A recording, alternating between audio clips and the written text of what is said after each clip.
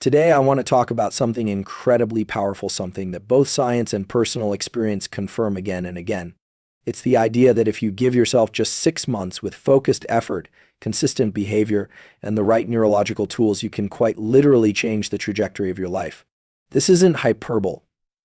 This isn't vague optimism. It's based on how your brain and body are wired for adaptation. The human nervous system is not fixed. Neuroplasticity, the brain's ability to change itself, is active throughout life. What that means is, no matter your starting point, no matter what habits you've struggled with in the past, your biology supports change. But there's a catch: it requires deliberate intensity and repetition over time. We now know from neuroscience research that behavioral change hinges on systems like dopamine, focus, and deliberate discomfort. The first few weeks will challenge your identity, but that discomfort is a signal, not a problem. It tells you that your brain is beginning to prune away the old and reinforce the new. So today, I'm not just inviting you to believe in transformation. I'm inviting you to understand how real biological transformation works and to engage with it like an experiment for 6 months. 6 months of structured intensity. 6 months of showing up. 6 months of becoming your own protocol. Neuroplasticity is the brain's ability to change itself in response to experience. This is not just a scientific curiosity, it is the foundation of how any transformation happens, whether physical, emotional, or behavioral. When we talk about giving yourself 6 months to change everything, what we are really talking about is giving the brain 6 months of consistent, repeated experience to rewire itself. Every thought you have, every action you take, and every behavior you engage in sends a signal to your nervous system, telling it what to strengthen and what to discard. The challenge most people face is not that change is impossible, but that they never stay with the same signal long enough for the nervous system to adapt. Neuroplasticity is time-dependent and repetition-dependent. Sporadic effort will not lead to meaningful rewiring, but daily, structured repetition, especially when paired with focus and emotional engagement, can completely reshape how the brain processes information, how the body responds to stimuli, and how habits are formed and maintained. The first principle of engaging neuroplasticity is intensity. The brain does not change in response to neutral, passive engagement. It changes in response to challenge and focus. When you deliberately practice a new behavior, whether it's waking up early, changing your nutrition, exercising, meditating, or writing, you need to bring full attention to the activity. Passive repetition is far less effective than deep, attentive repetition. This is because the brain's plasticity mechanisms, such as long-term potentiation, rely heavily on the release of certain neuromodulators like acetylcholine and norepinephrine, which are only released when we are fully engaged. This is why multitasking and distraction are enemies of change. If you spend 6 months half engaged with your goals, you will only get halfway results. But if you direct high-intensity focus towards specific actions every day, even for short bursts, you activate the very circuitry that drives change at the cellular level. Another key element is timing. Neuroplasticity is heightened during certain windows. For instance, the first 30 minutes after waking is a prime time for learning and encoding new behaviors because your brain is naturally more plastic due to shifts in brain chemistry. Leveraging this window to practice your key habit, whether it's movement, writing, goal setting, or learning, can accelerate the rate at which your nervous system encodes that behavior as part of your identity. Similarly, repetition spaced across the day, ideally morning and evening, strengthens the signal. The brain does not care how you feel about the activity, it cares how often you do it. Repetition is the driver of identity. What's often misunderstood about neuroplasticity is that it's not just about learning new skills. It's about unlearning old patterns. Every time you engage in a new behavior, you are not only building new connections, you are weakening old ones through a process called synaptic pruning. This is why consistency is so important, because every day you repeat the new behavior, you reinforce it while simultaneously degrading the neural pathways of the old behavior. The challenge is that the old habits were likely formed through repetition over many years, so the brain will resist initially. This resistance is not a sign to quit. It's a sign that your brain is undergoing structural change. Discomfort and internal resistance are biological indicators of growth. In the 6-month journey of change, there will be a constant interplay between your conscious willpower and your subconscious programming. Willpower gets you started, but it's the automaticity of neural circuits that sustains behavior. Your job is to repeat the new habit until it becomes the default setting. Studies show that the average time it takes to form a stable habit is not 21 days, it's closer to 60 to 120 days, depending on the complexity and emotional salience of the behavior. This is why the 6-month time frame is so powerful. It gives the brain more than enough time to convert effortful action into effortless identity. But that conversion hinges entirely on repetition. You must show up even when motivation fades, especially when motivation fades. Habits become hardwired when they are practiced under slightly varying conditions. If you only perform the habit in perfect circumstances, your brain won't generalize the neural encoding. But if you train yourself to repeat the habit even when you're tired, stressed, or distracted, the neural circuitry becomes resilient. You're not just teaching the brain what to do, you're teaching it to do it under pressure. And this is why elite performers train under stress. It builds mental flexibility. You can use the same principle in your own transformation. Repeat the habit every day, and especially on the hard days. These moments have a disproportionately powerful effect on neuroplasticity because the brain encodes effort paired with adversity as high-priority information. There is also a role for visualization in enhancing repetition. The brain cannot fully distinguish between real and vividly imagined behavior. Mental rehearsal activates many of the same neural pathways as physical action. When you mentally practice your desired behavior, seeing yourself do it, feeling the emotions tied to it, imagining overcoming obstacles, you are reinforcing the same circuitry. This means that even on days when you can't perform the habit physically, you can still build the mental architecture for it. Visualization, when done with emotional intensity and sensory detail, becomes a form of neuroplastic training. It should not replace real action, but it can supplement it powerfully. Dopamine is one of the most misunderstood yet powerful drivers of human behavior. Most people think of it as a reward chemical, something the brain releases when we achieve success or experience pleasure, but that's only half the story. The real power of dopamine lies in how it fuels motivation, effort, and pursuit. It's not the reward itself that spikes dopamine, it's the anticipation, the striving, the challenge. This is critical to understand if you want to transform your life in 6 months. Because if you learn to control when and how dopamine is released in your brain, you can begin to shift from being someone who waits for motivation to someone who generates it internally. You no longer have to rely on external rewards, praise, or outcomes to drive action. You become your own source of fuel. When dopamine is released in response to progress, effort, and challenge, it reinforces those behaviors and makes you want to repeat them. This is called reward prediction error. The brain creates a model of what it expects, and when the experience either exceeds or aligns with the prediction, dopamine reinforces the pathways that led to it. What's fascinating is that you can deliberately train your brain to release dopamine from the process itself rather than from the outcome. This is called rewarding the effort, and it's one of the most valuable psychological shifts you can make. If you say to yourself, "I'm proud of myself for showing up today," or "this moment of discipline feels good," you are literally teaching your brain to link pleasure to action instead of result. Over time, this changes how you approach goals. You stop chasing distant achievements and start enjoying the pursuit itself. The modern world is saturated with dopamine triggers, social media likes, junk food, notifications, entertainment, all designed to hijack your dopamine system and provide quick hits with no effort. This is a problem because it trains your brain to associate dopamine with passive consumption instead of active creation. If you constantly indulge in these artificial spikes, your baseline level of dopamine starts to drop. You need more stimulation to feel normal. Motivation fades, focus erodes, energy declines. The way to reverse this is to reset your dopamine system by reducing artificial stimuli and deliberately earning your dopamine through hard work, consistency, and progress. This doesn't mean cutting out all pleasure, but it does mean being intentional about what you allow to trigger reward in your brain. There's a concept in neuroscience called the dopamine schedule. This refers to how often and in what pattern dopamine is released based on your behaviors. If you reward yourself randomly and intermittently, such as celebrating small wins that aren't always predictable, you actually increase your motivation more than if rewards come at fixed intervals. This is the same principle that makes slot machines addictive, but you can use it constructively. For example, occasionally surprise yourself with a reward after a tough workout or a deep work session, but don't make it a routine. Keep the brain guessing and it will keep producing dopamine in anticipation. When applied to self-development, this strategy builds resilience, enthusiasm, and drive over longer periods. Another tool for managing dopamine is deliberate discomfort.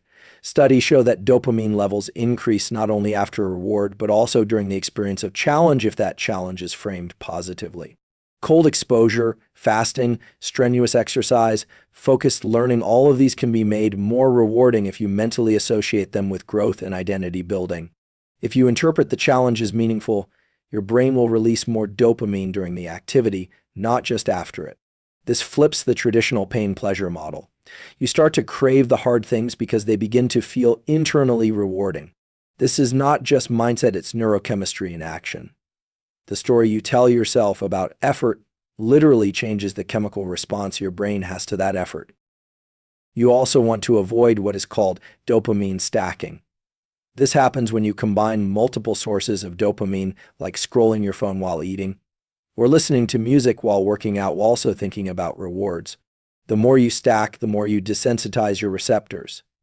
The brain becomes overloaded and the individual activity loses its intrinsic appeal.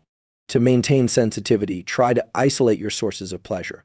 Let exercise be about movement, not entertainment. Let eating be about nourishment, not distraction. Let learning be about discovery, not multitasking. The more clean your dopamine hits are, the more potent and sustainable they become, and the more you'll be able to keep going without burning out. The final component is to create a baseline of satisfaction that doesn't rely on novelty. Novelty is a huge trigger for dopamine, but it's not sustainable.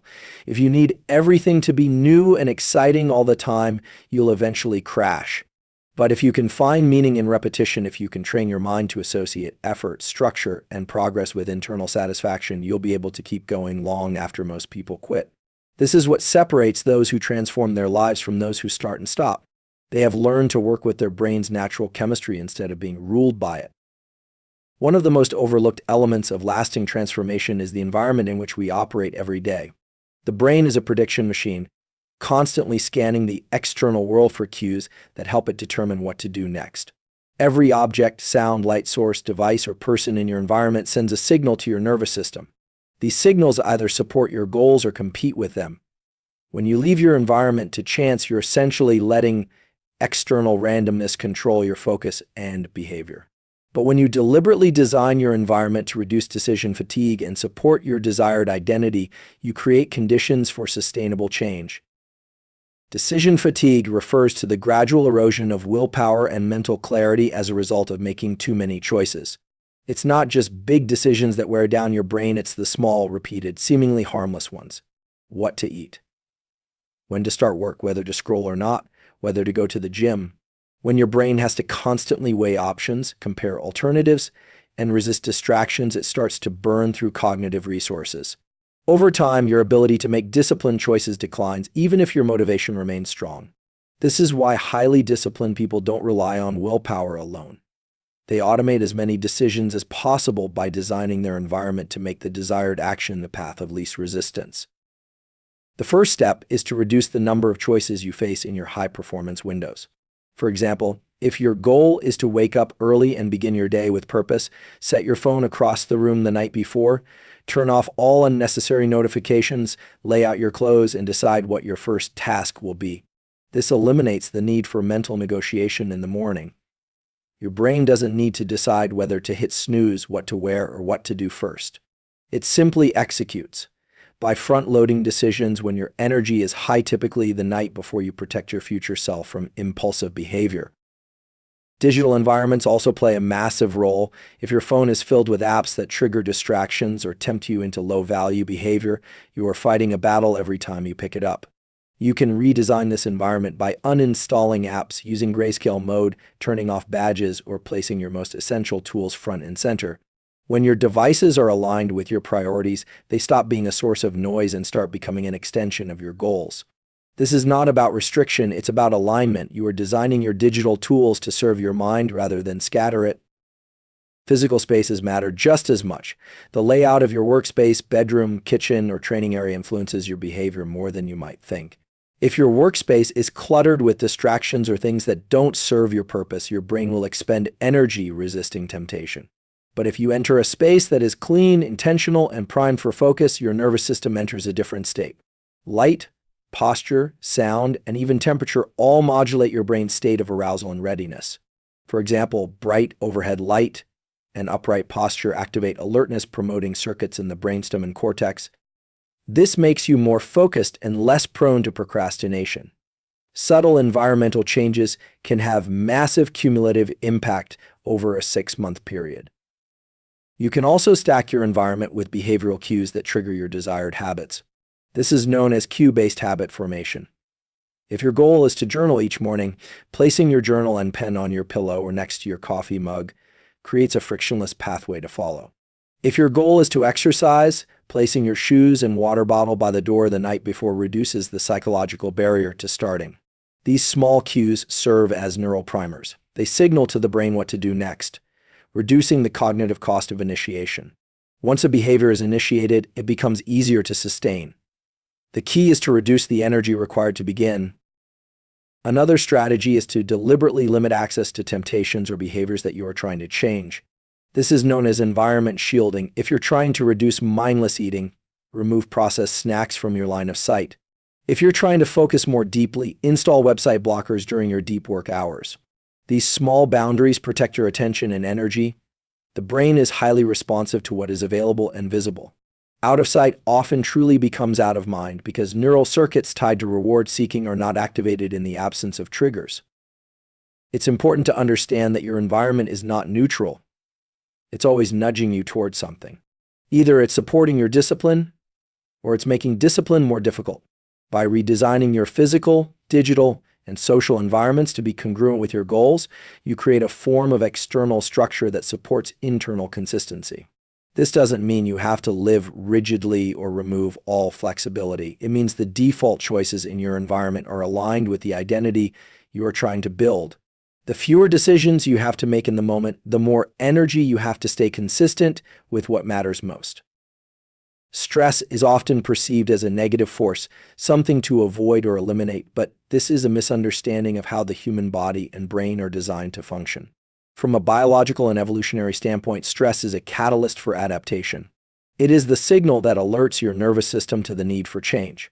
When managed and directed correctly, stress can become one of the most powerful tools in the process of transformation. The key is not to avoid stress, but to learn how to engage with it deliberately, using it to drive mental, emotional, and physical growth over time. This approach is grounded in the concept of hormesis, where exposure to controlled amounts of stress strengthens the system. The human nervous system is designed to respond to challenge. When you experience stress, your body releases hormones like adrenaline, cortisol, and noradrenaline. These hormones increase alertness, focus, and energy availability.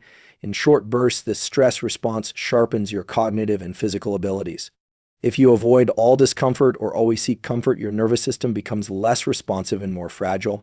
But if you train your brain and body to step into stress on purpose, to deliberately engage in effortful, uncomfortable activities, you teach your system to become more resilient. This is how athletes, performers, and high achievers in any field build endurance, both mentally and physically. They don't just endure stress. They rehearse it, they learn to breathe through it, and they eventually thrive within it. There are two types of stress, eustress and distress. Eustress is the kind of stress that feels challenging but manageable. It's the signal that you're pushing your limits in a healthy way. Distress is the type of stress that overwhelms the system, often caused by chronic, unrelenting pressure without recovery. The goal is to intentionally engage in eustress-producing activities, cold exposure, focused learning, hard workouts, public speaking, fasting, writing, or problem solving, so that your nervous system becomes more adaptive. Each time you enter a controlled stress state and then return to baseline, you increase your capacity for future challenge. Your heart rate recovers faster, your breathing normalizes more quickly, and your mind regains clarity sooner. This cycle of challenge and recovery is how resilience is built. The reason this matters for a 6-month transformation is because growth cannot occur in the absence of stress. Change is inherently uncomfortable. The moment you attempt to adopt a new habit, wake up earlier, move your body more, eat differently, or think in a new way, you're introducing stress into your system. If you perceive that stress is a threat, your nervous system will resist it. But if you interpret that stress as a signal of growth, your brain releases chemicals that support learning, memory, and motivation. Perception of stress determines its impact. This is supported by research showing that people who believe stress helps them grow actually have better health and performance outcomes than those who see stress as purely harmful. Another important factor is your breathing and posture during stress. These are direct inputs to the autonomic nervous system. When you are under pressure, your breath becomes shallow and rapid, and your posture often collapses. But if you train yourself to slow your breathing, to take deliberate inhales and even longer exhales, you send a signal to your brainstem that you are in control. This activates the parasympathetic nervous system and allows you to maintain clarity even under pressure. Likewise, an upright posture with expanded chest and lifted head changes the body's interpretation of the moment. These physical adjustments can shift your internal chemistry from panic to readiness, allowing you to use stress as fuel instead of letting it become a barrier. Sleep and recovery are also essential components of stress adaptation. When you challenge your system during the day through intense effort, learning, or physical strain, your body and brain need rest in order to rebuild. Sleep is when the brain consolidates memories, repairs neural tissue, and restores chemical balance. Without adequate recovery, the stress you accumulate turns from beneficial to harmful. But with strategic cycles of stress and rest, you accelerate adaptation. This is why rest is not laziness, it's part of the protocol. The nervous system can only grow stronger if it has the chance to reset. Pushing constantly without breaks leads to burnout, but cycling between deliberate intensity and intentional rest leads to expansion. Equally important is developing the mindset that difficult moments are invitations for rewiring.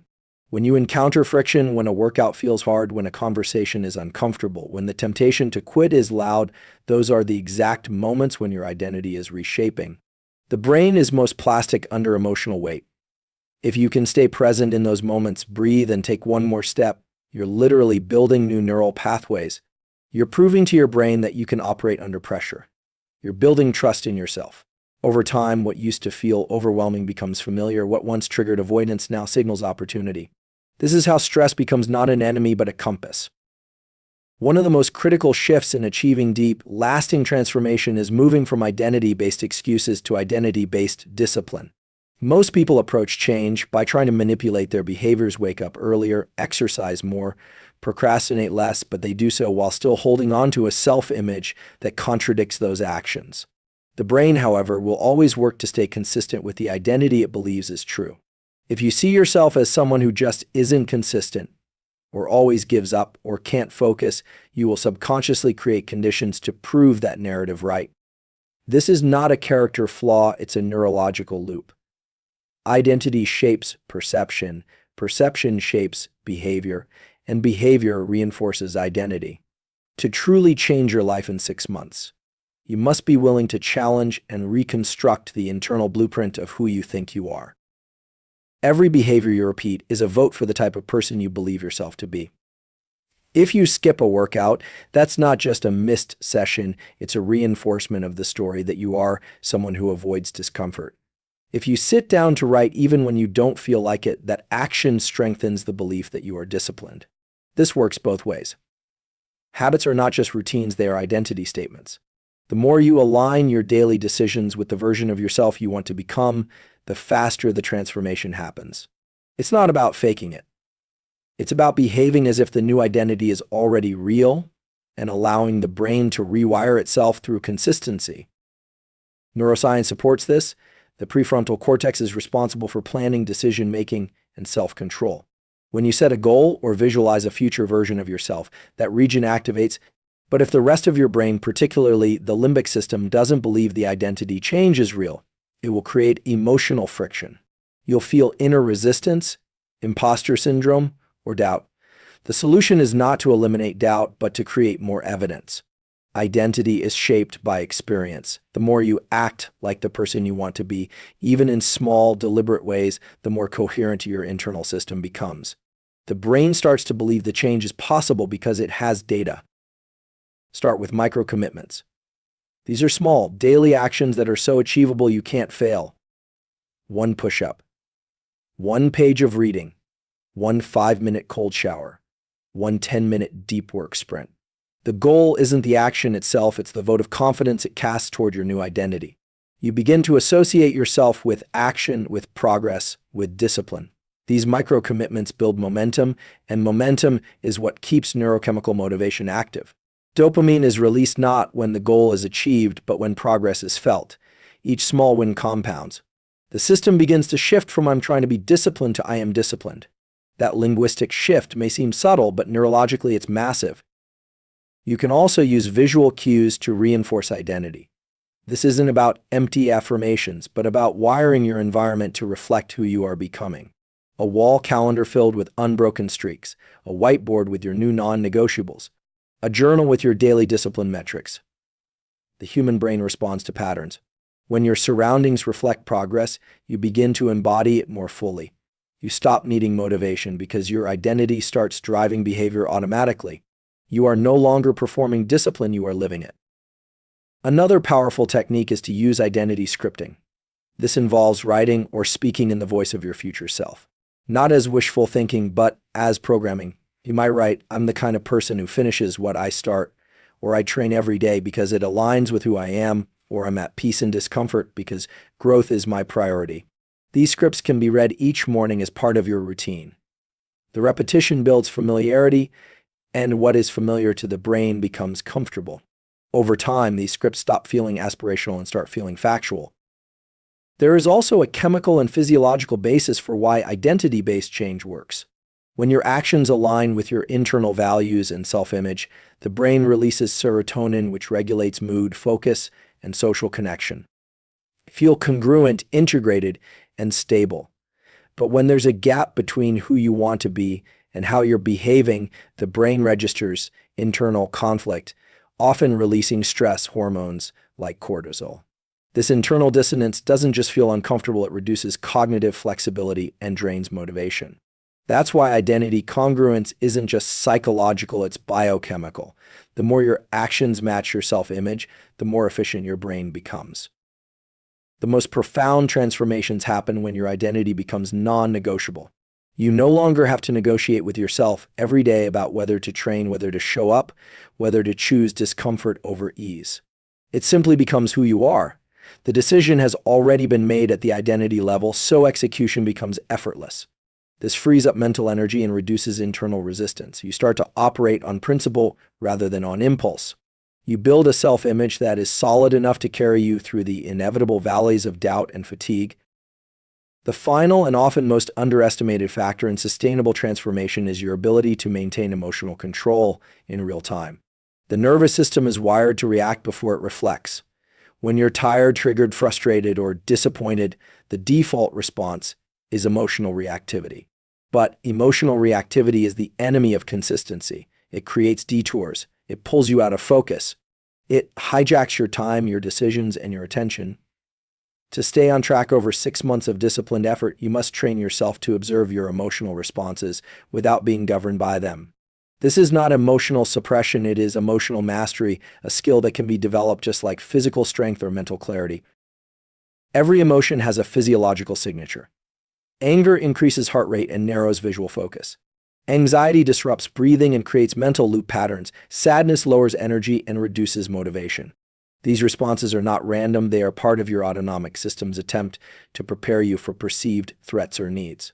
But in a world that constantly bombards your system with stimulation notifications, opinions, comparisons, deadlines, these emotional circuits are often misfiring. You might feel threat where there is simply challenge. You might respond to pressure with avoidance instead of presence. The path to change requires not just behavior shifts, but regulation of the systems that influence those behaviors. One of the most effective tools for emotional regulation is breath control. Breathing is the only function that is both automatic and voluntary, meaning it gives you direct access to your state. When you feel overwhelmed, extending your exhale longer than your inhale activates the parasympathetic nervous system, signaling to your brain that you are safe. This downregulates cortisol and noradrenaline, calming your physiology. It creates a window where your thinking brain can come back online. This is crucial because you make your worst decisions when you're in a sympathetic dominant state. You send a text you regret, you skip a workout, you break your streak, not because you're weak, but because your body is operating from fight or flight circuitry. Learning to pause and control your state allows you to choose your next action instead of being dictated by emotion. Another layer of emotional control is learning to identify and name your internal experience. Neuroscientific research has shown that simply labeling an emotion, this is frustration, this is doubt, this is resistance, reduces its intensity. The prefrontal cortex activates, allowing the brain to observe rather than fuse with the feeling. This is a form of self-distancing that gives you leverage over your internal state. It transforms the emotion from something you are into something you are experiencing. That space between stimulus and response is where discipline is born. And the more often you practice this in the moment during a tough workout, a boring task, or an uncomfortable conversation, the more your brain learns that you are in control, not your emotions. Mental reframing is also essential. Emotional responses are largely interpretations. Two people can experience the same situation with radically different reactions based on the narrative running through their mind. If you miss a day of progress and tell yourself, "I'm failing," that emotion leads to guilt and discouragement. If instead you tell yourself, "This is part of recalibrating," your nervous system stays regulated. You're more likely to get back on track quickly. The brain believes the story you tell it. Emotional control is not just about suppression, but narration, choosing the lens through which you interpret events. This shifts the chemistry of your experience and keeps you in momentum. There is also a social component to emotional regulation. The people around you can either trigger dysregulation or support coherence. Conversations filled with drama, pessimism, or comparison flood your brain with unnecessary emotional noise. On the other hand, environments that encourage composure, clarity, and long-term thinking strengthen your ability to stay calm and deliberate. This is why choosing your influences is not just about avoiding negativity, but about protecting your nervous system. Every interaction either stabilizes or destabilizes your state. High performers understand this and are deliberate about who they let into their emotional space. Boundaries are not a luxury, they are a neurological necessity. Sleep, nutrition, and movement are also emotional regulators. When you're sleep deprived, your amygdala, the brain's fear and emotion center, becomes hyperactive. Your ability to manage frustration or delay gratification plummets. A clean diet that supports stable blood sugar and gut health reduces the physiological triggers of mood swings. Regular physical movement, especially Zone 2 cardio or resistance training, promotes neurochemical balance and lowers stress hormones. These physical habits create a more stable baseline, which makes it easier to practice emotional discipline when life applies pressure. They are not optional, they are foundational. Training yourself to sit in discomfort without needing to fix, escape, or numb it builds the kind of emotional strength that sustains discipline through any challenge. Discomfort is the crucible where emotional regulation is forged. If you avoid discomfort, you avoid growth. But if you can sit with it, breathe through it, let it rise and pass without reaction, you develop inner power that can't be shaken by circumstance. The brain learns that discomfort is survivable, that you can feel intense emotion and still act in alignment with your values. This is how emotional discipline becomes identity, not just a technique.